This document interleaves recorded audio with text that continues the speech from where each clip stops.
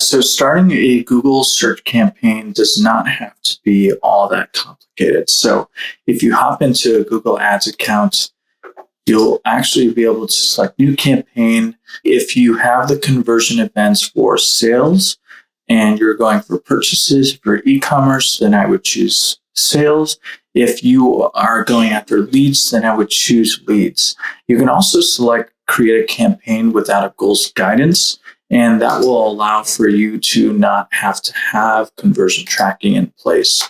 Select a search campaign and then website visits, and then you'll want to input the website that you are advertising. Here you can choose what you want your conversion goals to be. And I typically have form submissions from your website or phone calls from your ads. Those are all good things to do. I typically do for naming convention, bottom of funnel, because that's what we're going after. And we're doing search campaign. And then I end up putting in the bidding strategy. So this is an option where you can set up enhanced conversions for your account.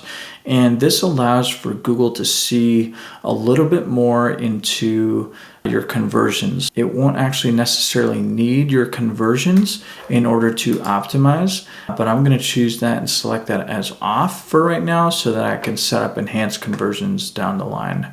So I'm going to choose clicks. So there's all of these different options: conversions, conversions value, clicks, and impression share.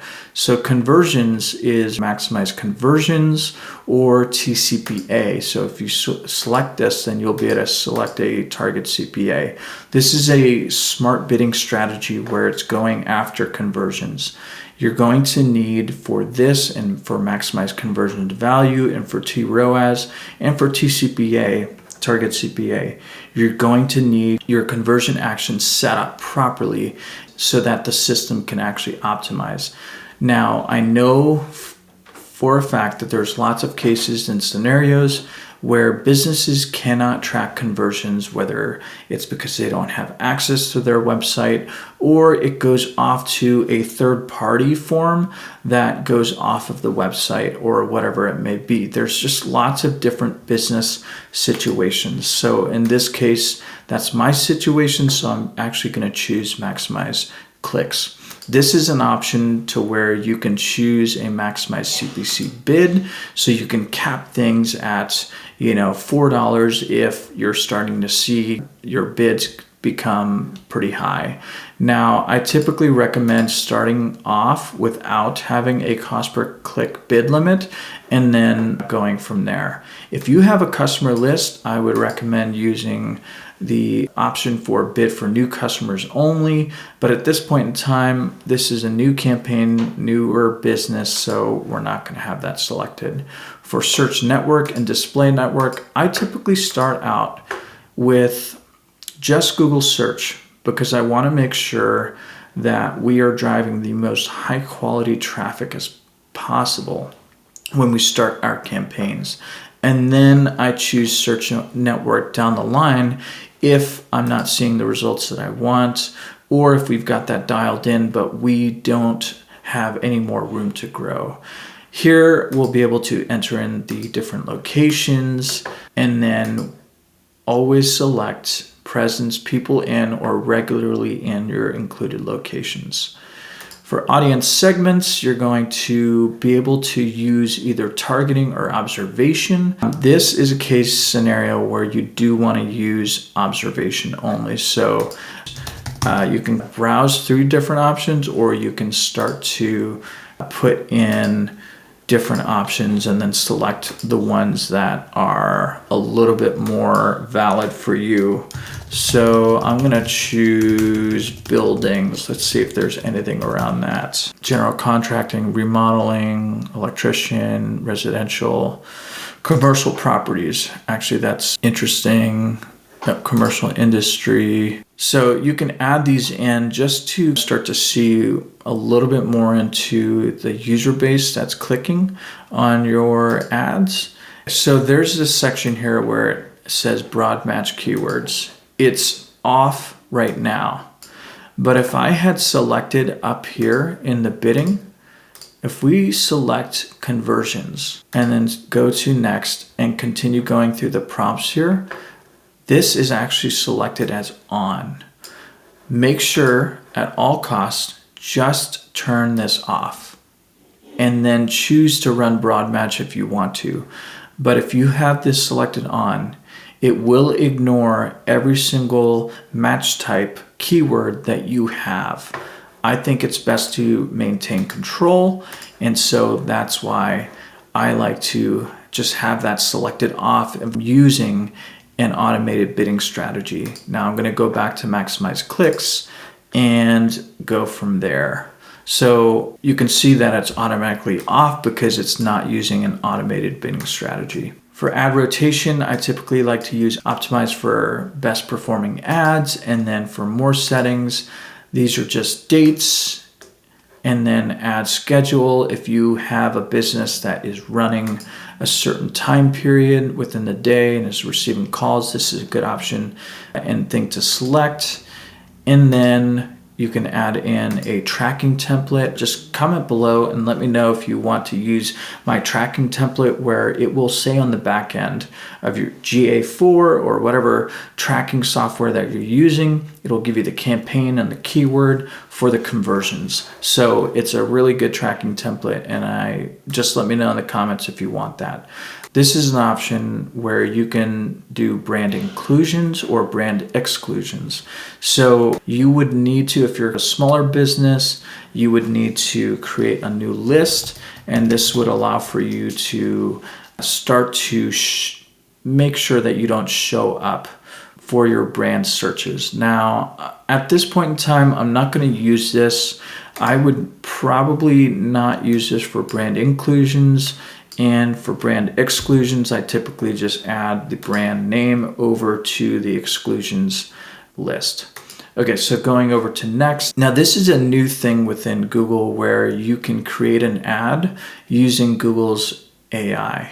And to be honest, I have been underwhelmed when it comes to this. Now in this case, it's not doing a terrible job, but I'm still not completely happy with it. So commercial pole building, horse barn plans, pole barn building. So it's taking the whole website and trying to give me some suggestions when it comes to the keywords. Now, I've already got my keywords that I want to use. So I'm going to get that right now and bring that over. Okay, so I'm going to bring over commercial pole building, commercial pole barn with office space, pole barn commercial building, pole barn commercial buildings, and pole frame commercial buildings. So I'm going to bring those over. I'm going to copy them, and then I'm going to, for all of these, I just don't feel like any of these, with the exception of this one, is as relevant as I want it to be. They're a little bit more broad. Okay, so I've got these in here, but these are coming in as broad match, you can see. So there's actually a pretty cool website where you can go to keyword match type tool, and then I can bring and copy this, bring it over into here, and then choose exact match, phrase match, or broad match. Modified broad match is no longer a thing. Okay, so just make sure you take note of that. And then it'll automatically format your keywords in the match type that you want to use. So I'm gonna do that and then go ahead on over. Now this is where we can create the specific ads, and this is trying to make it as easy as possible for us to launch a campaign. Honestly, this stuff is fairly generic, and I actually have a process that I go through for writing these ads, and so I'll be able to go through that next with you. Make sure you check out this video, because I'm actually going to show you how I use ChatGPT to write super focused and high intent ads that actually end up performing really well. And I do use ChatGPT, but I've got a really cool GPT that I can share with you. Just shoot me a comment and let me know if that's something of interest to you. Okay, so we've got all this. I'm gonna choose to run actually Google's AI ad against my own when I write that. So that'll be interesting. So then you can add in different site links, and you can add in different callouts and more assets and different things like that. I'm not going to use a tracking template here because I set that at the campaign level.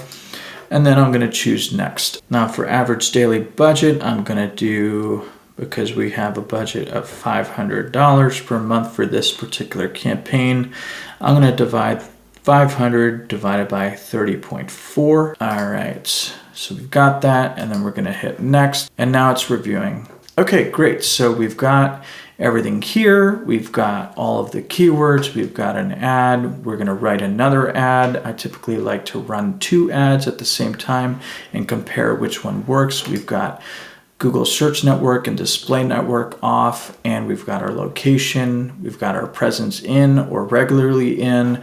We've got some audiences that we're observing. We've got the right language. Everything is ready to go, and I'm going to select Publish Campaign. Okay, so now this is giving me the option to actually set up conversions, and I will do that in the future, but I'm actually choosing to not track conversions from Google Ads. I'm actually choosing to track conversions on the back end, and there's reasons for that. And if you're actually interested in a strategy where I'm not tracking conversions and why I'm doing it, it's because of CPCs are rising, and when Google sees your keywords and sees your conversions, it actually ends up inflating the CPCs. And so if you want to see this really cool Google search strategy on not tracking conversions but getting really great results, check out this video. All right, great. So we've got our campaign here and we've got our ads. I typically like to rename the ad group, and then I typically also like to just go in and recheck and make sure that my keywords are the specific match type, and just recheck all of the settings just to make sure that everything is right. Now, if you're interested in how I actually write my ads, make sure you check out this video. And again, thank you so much for watching.